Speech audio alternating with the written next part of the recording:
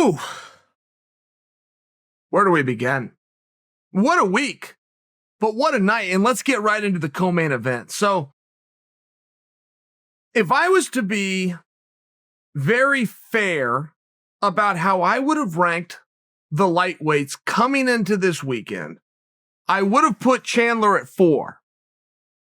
Now, that's not an insult to Chandler because I believe, as you believe, that we've identified the top guys. So while we all agree that 155 pounds is the toughest division in all of mixed martial arts, the fact that we've identified the final 4, even if I put Chandler at number 4, there's no insult, right? I mean, those are freaking hammers. The story going into the Chandler fight from Team Chandler, and that just means the fans that thought Michael was going to win had argued that Michael can get on top of Dan Hooker and keep him there. I had a problem with that because I haven't seen Chandler do a ton of that, not to mention I haven't seen a lot of the day where you just take a guy down and keep him there since 2003. I mean, I haven't seen a lot of that. That used to be a real recipe. But you're seeing less and less of, even by the top wrestlers, even by Cejudo, even by Cormier. You just don't see a lot of the take him down and keep him there. So I resisted that narrative. That, well, if they end up on their feet, it's going to favor Hooker. And even the Chandler supporters agreed to that. Well, yeah, Michael's not going to beat him on his feet, but he's not going to have to. Okay, but just hold the thought, because one thing that comes when you have the ability to get a takedown, when you have the ability to threaten a takedown, you will change the reactions of your opponent. And when your opponent begins to react to the threat of the takedown is very little energy. The takedown itself is a lot of energy. If you go for a takedown and you don't get it, you've now expanded energy and you're stuck on your feet. You're worse off than before you started. It's one of those things, risk reward.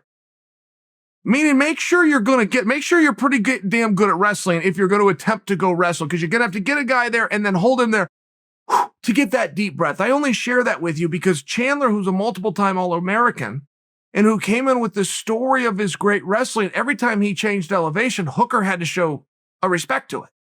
And Hooker was doing a very good job of circling. And the reason he's circling, so you guys understand that, is that's very difficult for a wrestler to deal with. In the sport of wrestling, you're not allowed to back up. They call it stalling. You'll be cautioned.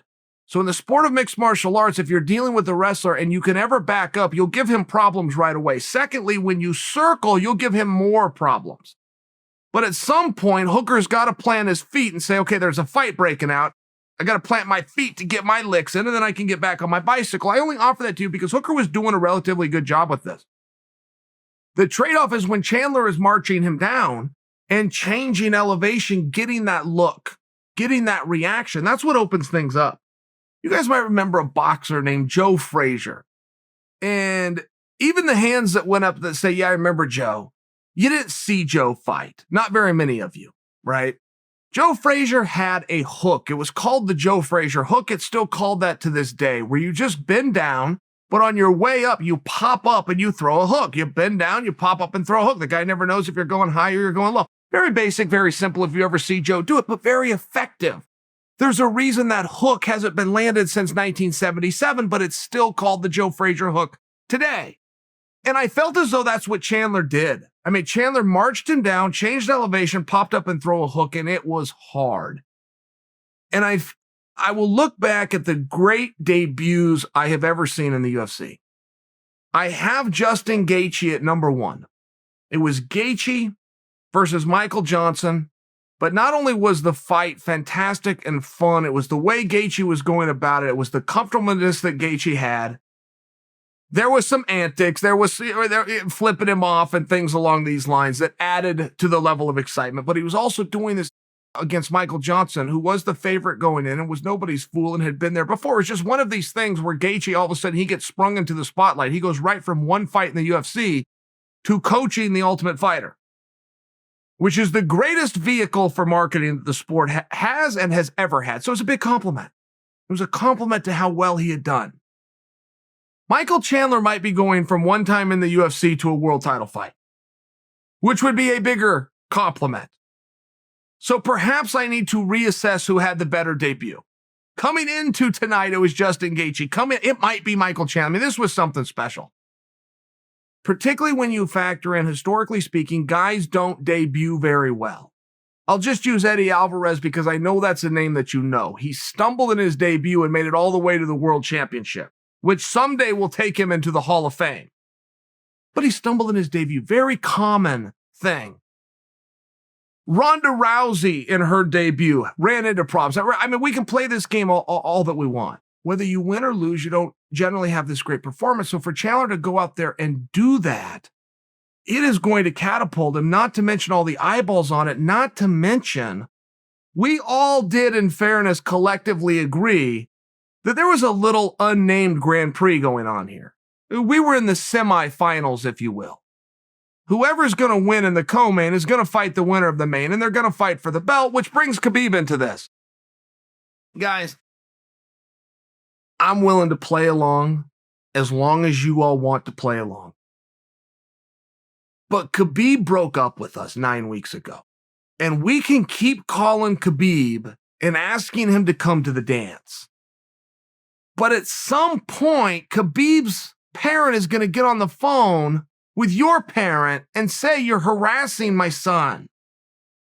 I mean, at some point, when he breaks up with us and the dance is around the corner and you keep calling him, at some point we have to elect ourselves mayor of Get the Hintville. Population, you. Khabib has never hedged. He has never hedged that he's not coming back, but we have chose to read into second and third hand remarks. I only bring that to you because we got to get on with it. And if Khabib would like to come back at another time, which I do not believe that he does, but if he would like to come back at another time, then he can challenge for the championship that he never lost. But after what we saw tonight, it's time to get on with it. And I think in all fairness, we do need to make Michael Chandler a number one contender. I think he made himself the number one contender, but I think it's important that we now do our job because we do have a job. You have a voice that's heard. You have an opinion that is valued, whether you know that or not. And every now and then you have to tip your hat to integrity of sport. On the feet, around the ground, undefeated, never lost a round. Biggest arms in the city of Westland, undisputed, GOAT king of wrestling. Tito tapped, Fado quit. John Jones broke a toe and had to sit. Anderson got mauled and bashed, and the bad guy made off with a bag of cash. Oh, and by the way, let me offer this. Chael knows just how good Conor McGregor is, and he knows into all this where Kevin Lee fits, but he'll never reveal the secret to business. Uncle Chael, Uncle Chael, Uncle Chael, Iranami, Uncle Chael, Uncle Chael, Uncle Chael, the bad guy.